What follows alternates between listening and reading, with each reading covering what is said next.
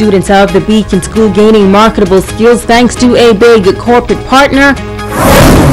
And cargo comes to Grand Bahama. The Bahamas Tonight Northern Edition starts now. This is the Bahamas Tonight at the Northern Edition. Good evening all. I am Megan Shepard. Thank you so much for tuning in. Minor adjustments to be made to the multi-million-dollar seawall in Smith's Point. The project has been plagued with delays, but the anticipated changes are not expected to cause an additional setback as contractors hope to wrap up the project by the middle of next year. Kimberly Mullings has our top story. Pleased with the workmanship that the contractor is exhibiting. Parliamentary Secretary in the Ministry of Works, Hiram Lewis, notes that construction on the Smiths Point seawall is progressing, but safety remains a major factor. If you notice along Midshipman Road, near the entrance to the site, we have the warning signs up advising of the heavy equipment crossing, and that is throughout the site. We have the proper security fencing at the site so the person won't wander into the construction area. Lewis says they are now considering adding certain elements to the seawall to bring about economic benefits to members of the Smiths Point community, but would like to discuss it first with the residents of that coastal community sometime in January. We are looking at, along with our civil design department, turning that roadside along the seawall into a one-way street. And that will allow us to broaden the side on the seawall where we can put clusters of vendors to sell food stuff, souvenirs, and make it a touristic attraction, a promenade. We see ways that we can make the whole community of Smiths Point much better, and even those who would have lost because of the disruption or the interruption due to the construction will have a way to gain some economical power in their pocket. While construction would not be drastically delayed by adjusting the plans to include the new elements, the Parliamentary Secretary says that now is the best time to do so amidst ongoing construction instead of adding it after the seawall would have been built. The plan is to have the project completed before June. The important thing is, once the wall itself is completed, we know we have our defense mechanism in place. So adding the promenade later on will be secondary. But again, the long-term benefits will be tremendous to the community of Smiths Point. If you were to speak to some of the old residents, they will tell you 50 years ago they had an additional 30 feet out into the water, but again, coastal erosion, the active wave action caused a lot of the land to be lost. But with that wall being in place right now, that's going to be the termination point. We're not going to have any erosion beyond that point. And yes, we will be done with that prior to the start of the next hurricane season. The Smiths Point seawall is being built by Wall Construction Company Limited.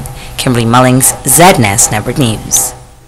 8 students of the Beacon School celebrating a major accomplishment, and it was all made possible thanks to a partnership with a major sponsor. The students were presented with certificates this afternoon, which will now qualify them as trade helpers in the construction industry. Principal of the Beacon School, T.T. Mackenzie Moss, beaming with pride after 8 students successfully completed 2 training courses at the Bahamas Technical and Vocational Institute. Moss says that the program was designed to help prepare the students for successful careers in the future. Our students, when they graduate from the Beacon School, they don't get a diploma. They only get a living certificate. And you know, nowadays having a living certificate, you really can't get a job when you graduate. So we thought of a way to make sure that our students will be able to function in society when they leave. So we created this program. Moss thanking the Grand Bahama Port Authority for making this initiative possible through a $20,000 donation. Henry St. George commending the group for their accomplishment. He also applauded family members for supporting the young men. The Port Authority is very proud to be involved in forwarding the opportunities you have for the rest of your life. A bit like real construction, it's important to have a solid foundation to build upon. And I think the institution that's been instructing you, BTVI, is one of the institutions we're incredibly proud of to have in Freeport. The group successfully completed basic training in drywall and carpentry. 2 of the young men say they are so grateful to all that made the program a success, and they look forward to completing the remaining 4 modules. Daniel Smith says he wants everyone to know that students of the Beacon School are capable of great things. Everyone is different. You can't base on saying people are, slow, and, people have different realities. Life is different for everybody. So when you judge people, you don't get nothing better than everything else. So I want to say thank you to the board, and I want to say thank you to the school, and thank you for all the teachers that take time, and my teacher, Mr. Boat, that he really took time with us, and he really showed us a lot of stuff. I thank Ms. Shield and do a good job with me in this class and get my certificate. I feel proud and happy. I do good in the class, and my family, my auntie, and my next auntie, happy to see me do good in class. So next year, I will do more better in class. Yeah, I feel happy. Now the program consists of 6 modules, and an appeal is being made to corporate Grand Bahama to donate the remaining $40,000 needed to complete the program. Now, the 8 students from the Beacon School began the training program back in March and studied subjects like literacy, numeracy, and soft skills. Vice President of BTVI, Veronica Colley, says the young men can now enter the workforce with confidence. Instructor Shield worked with the young men focusing on drywall and carpentry. He says it was a pleasure to equip the young men with basic skills to contribute to the construction industry. Now, with that program, we expect that these young men, when they're finished, they are able to become trade helpers, meaning that they will help anybody that's in the construction trade, any contractor, whomever, whatever in the area, because they're doing the areas related to construction trade. I found it a pleasure working with these 8 young men. They're all different people, but a pleasure nonetheless, and I would not say they have been a bother in any way, but eager to learn what is being presented to them, and I'm really looking forward to continuing with other modules with them come the new year.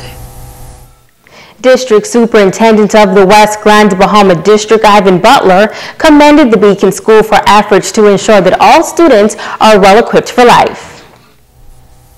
We do believe that all children can learn, not all in the same way and not all on the same day. And so we are very pleased with what our young boys have accomplished.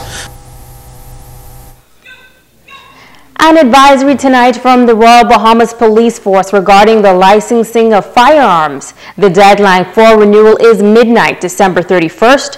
ASP Darrell Ware reminding owners that they must comply. Sensitize members who are owner of these licenses to have these firearms licensed by that date. At the end of the 31st, you have a 14-day grace period where you can come in and have your firearms licensed. Failing to do so, on the 15th, you will find with these firearms you will be charged with unlicensed firearm. We know things are a bit tough with some people in the community, so we say to you, if you are not in a position to have these firearms licensed before midnight of the 31st of December, please bring the firearms into the Central Detective Unit and we'll hold them until you are able to get these firearms licensed.